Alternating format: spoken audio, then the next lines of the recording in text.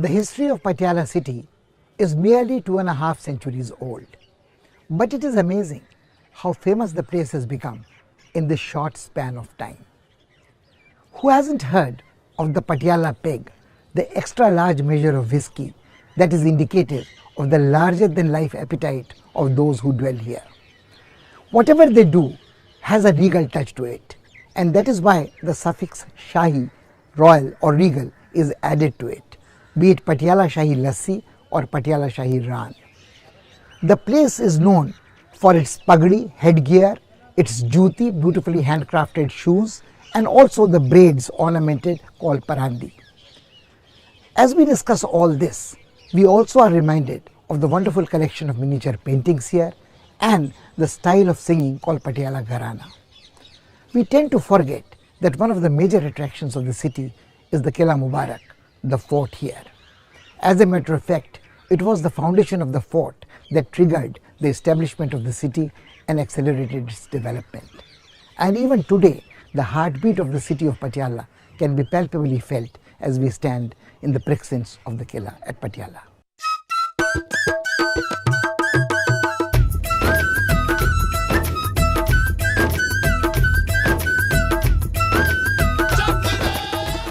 Patiala in the Punjab is some 270 kilometers away from Delhi. The fort is built bang in the middle of the city and is put in the category of Nardurg, a citadel that relies primarily on the valor of soldiers deployed for its protection. As a matter of fact, this is a cluster of fortified buildings with beautiful architecture, and the paintings in the palaces create a magical atmosphere.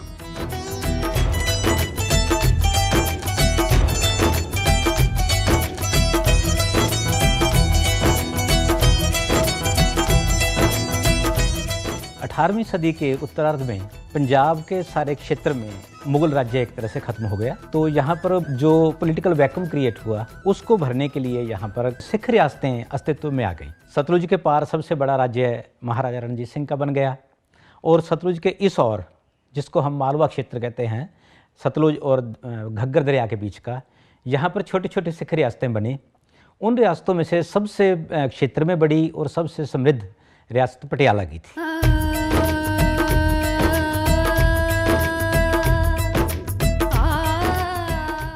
The ruling family of Patiala claims descent from the Rajputs of Rajasthan, who were blessed by Guru Gobind Singh.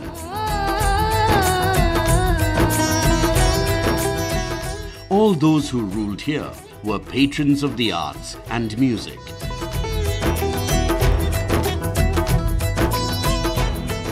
The state enjoyed peace and prosperity under their reign, and Patiala became the heart not only of Malwa, but the whole of Punjab.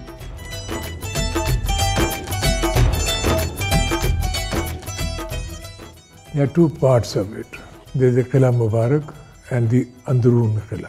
Qila Mubarak would be a public space where people would come and go and so on and so forth. Androon would also mean the inner apartments, which is a more decorative part of it and so on, more livable part. The outside is the public space, the inside is the private space and so on.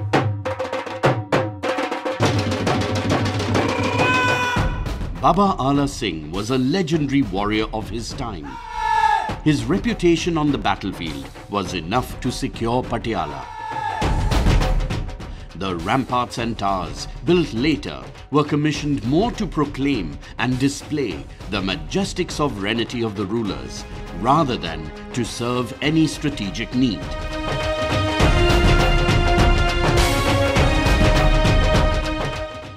Cannons displayed on the precincts are booty of war brought back from distant battlefields where soldiers from Patiala were dispatched to assist the British troops.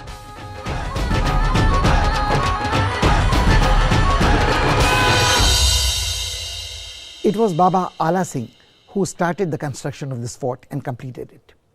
As a matter of fact, it is he who should be given the credit for establishing the city of Patiala.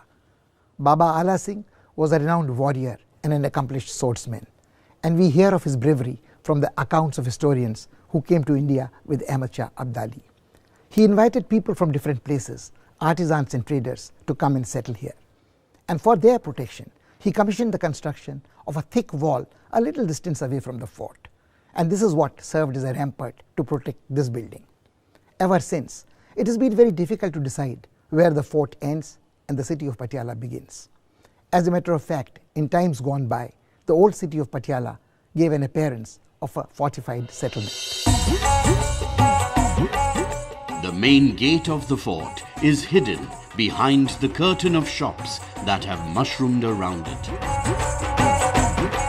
The delicate carvings on stone that adorn it are invisible, nor can you catch a glimpse of the miniature towers and balconies.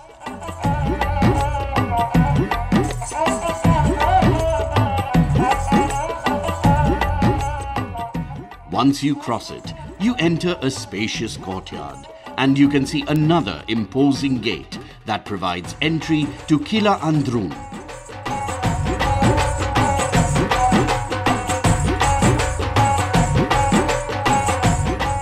Entrance to Kila Androon is decorated in the Rajasthani style.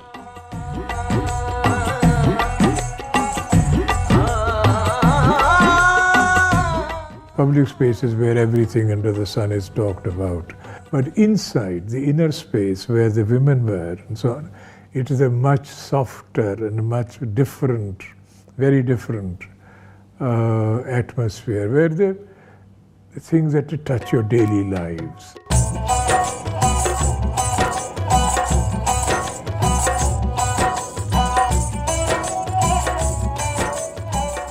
A wonderful sense of openness is experienced here. There is no other palace or fort where so much attention has been lavished on the exterior. Its walls are covered with colourful paintings reminiscent of the Havelis in Shekhawati.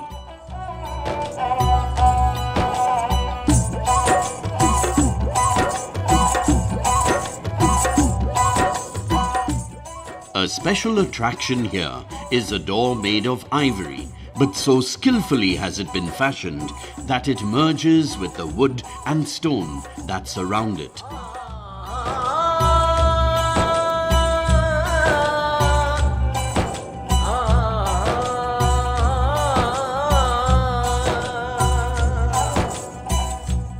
Qila Mubarak is a square fortification, and then you have the internal palace, which is again a square form, with entered through a single gateway with these bastions on all four corners, which is the inner palace of the Kila Androon. A square-shaped building is with the internal courtyards is a very typical architectural form in the northwest.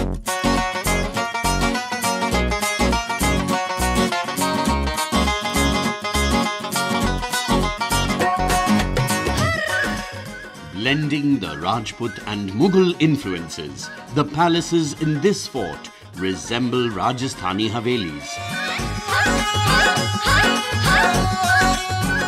The apartments are built around a rectangular courtyard.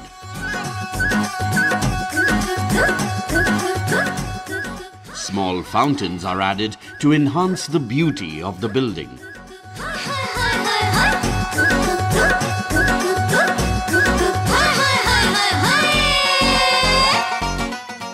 Structures that came up in the 19th century show European architectural influences. It seems that by adopting their style, the princes of Patiala were telling their subjects that they were equally powerful.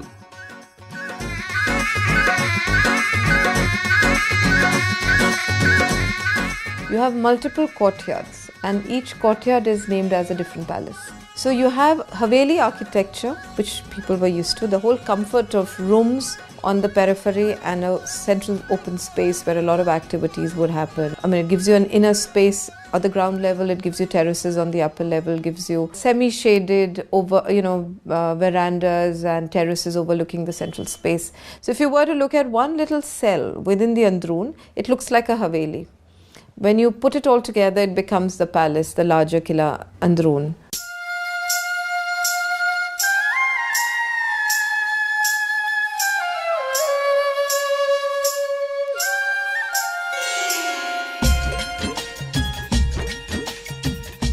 The Sheesh Mahal is a small, beautiful building inside Kila Androon, built in the Mughal style. Walls plastered with small and large mirrors fascinated the rulers.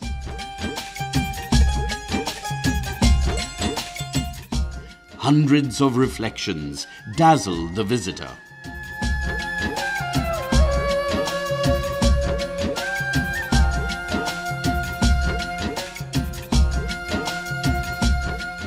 The style of Patiala greatly influenced by Rajasthan.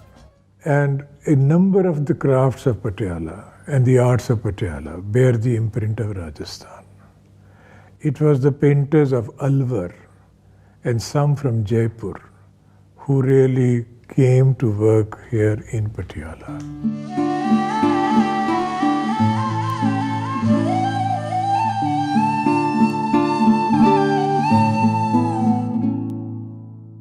The Rang Mahal was designated as a venue for entertainment. Art historians have opined that we come across the most developed form of the miniature style here. Narratives from Hindu epics are depicted in exceptional detail. You see the program of adornment, whether it is portraits of the rulers or whether it is scenes from mythology, whether it is something like a didactic text which is for the training of princes and princesses, which is also very much there. In terms of illustration, in terms of panels, these are philosophical texts. There are texts which are purely didactic. There are those which are purely narrative or descriptive, those which are erotic, and so on and so forth. All form a part of the decorative scheme.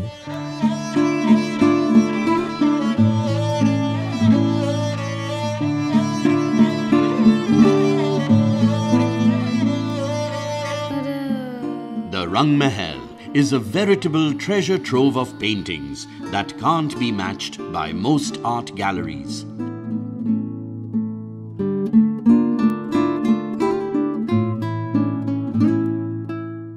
Most of these pictures deal with the celestial romance of Radha and Krishna, or well-known incidents from the life of Sri Krishna.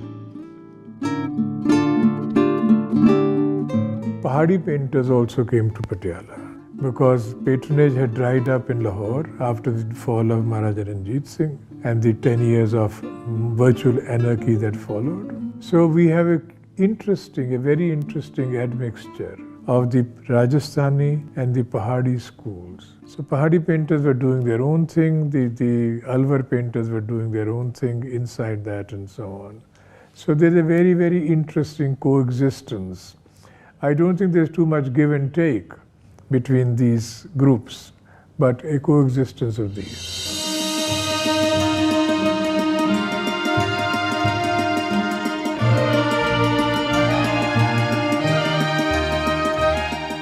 The Masnad Mahal is decorated in a manner to strike a sense of awe in the mind of the visitor.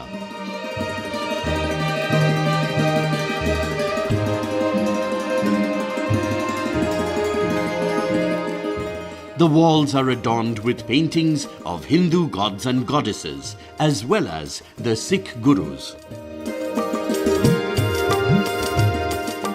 There is no such thing as a Sikh subject and a Hindu subject or like this.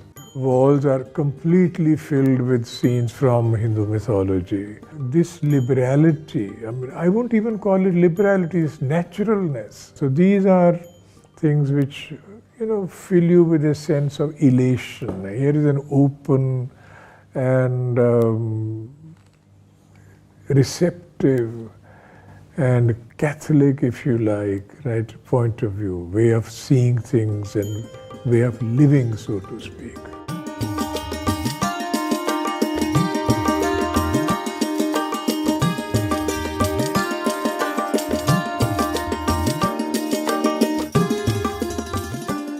It appears that the endeavor of the rulers was to claim divinity by association and legitimize their authority subtly.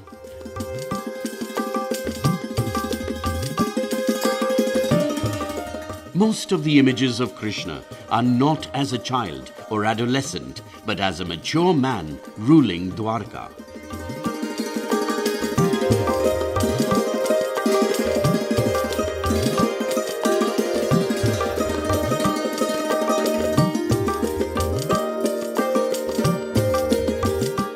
The first time that I went to Patiala, a number of government offices were functioning over there. So here was a beautiful structure filled with amazing paintings, architecturally very interesting, doubly significant because it's in Punjab. Unlike Rajasthan, where there are so many forts which have good architectural qualities, in Punjab we don't have that much. We've lost a lot before the awareness was there. So here was this quite extraordinary structure, and it was parceled out to 8 or 10 different government offices. And I remember going there and seeing on a wall where there are beautiful delicate paintings, a nail is driven right through the paintings and a calendar is hung on that nail.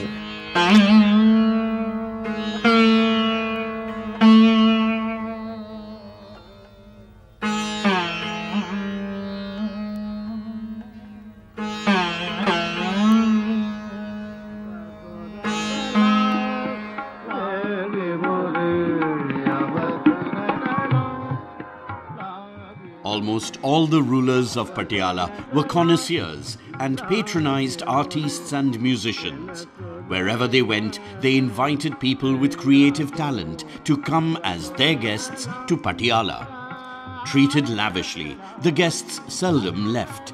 The Patiala School of Music is a world-famous genre of Hindustani classical music. Cherished memories remain of Bade Ghulam Ali Khan Sahab, its greatest exponent. The Maharajas of Patiala were for the best, whether it was a horticulture, whether it was architecture, whether it was in administration, in arts, culture, tradition, values, they brought everything. Very few Maharajas had travelled so far as the Maharajas of Patiala. Basically, it was a just for the best to be brought to the state so that their people, the citizens, can have the feeling of the whole India or some parts of the world in their knowledge.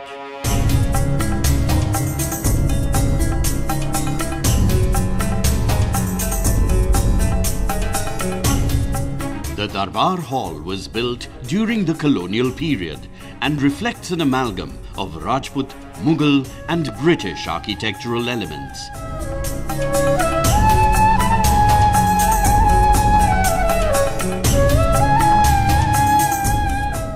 No expense was spared, as the state was then at the zenith of its glory. You need stability in the political realm and enough of resources available with the kings to be able to make large pieces of architecture. So you can see that clearly Patiala Killa was possible because they had a long duration of a stable and a secure kingdom with plenty of resources available to be able to build like that.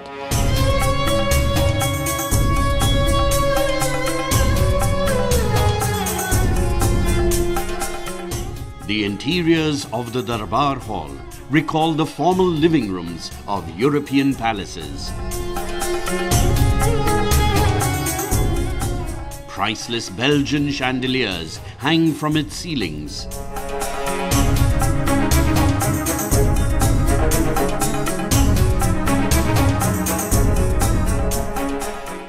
This was the venue of royal celebrations offering hospitality to high-ranking guests. Today, the palace has the look and feel of a small, quaint museum.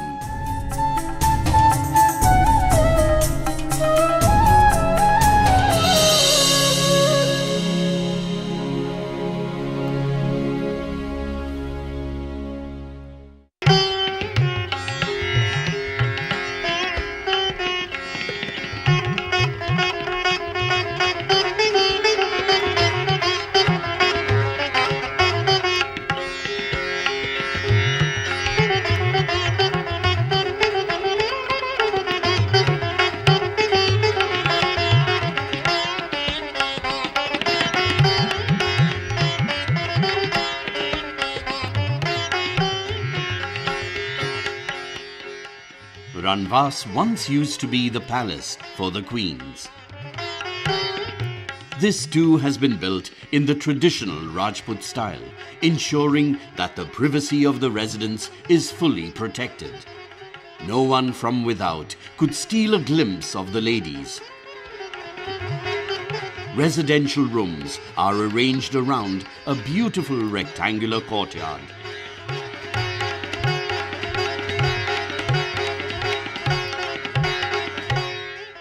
For the first 100 years in its career, this fort served as the residence of the royal family of Patiala. It served as a royal palace, and perhaps this is the reason why one doesn't encounter the usual harshness of a military fort here. One is attracted towards a certain softness.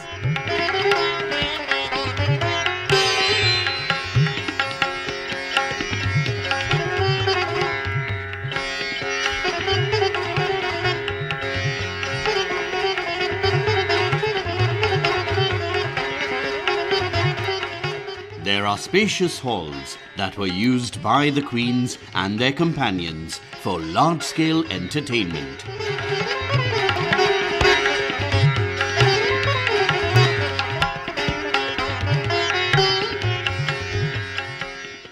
The place was well maintained till it was used as a state guest house. This part of the fort has suffered a great deal since government offices were housed here. In the Ranvas, which had a beautiful painting, it was used as a state forensic laboratory. And I still remember seeing parcels over there which had come in for forensic examination, and outside the parcel the contents were written, parts of large and small intestine, spleen, liver of somebody who had probably been poisoned.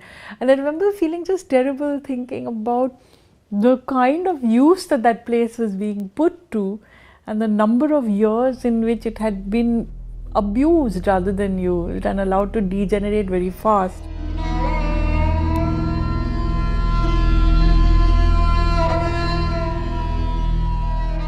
It is a matter of great sadness that this beautiful fort has been reduced to this ruinous state due to neglect.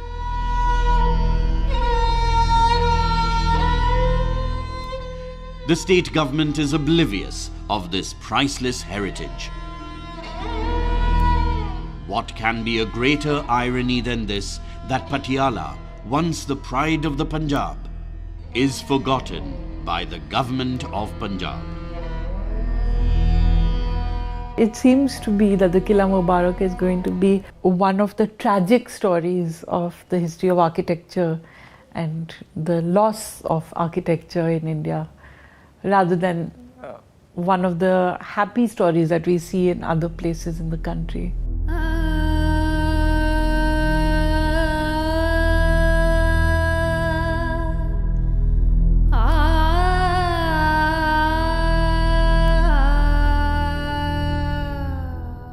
It is extremely painful to see the destruction of this invaluable legacy, bit by bit.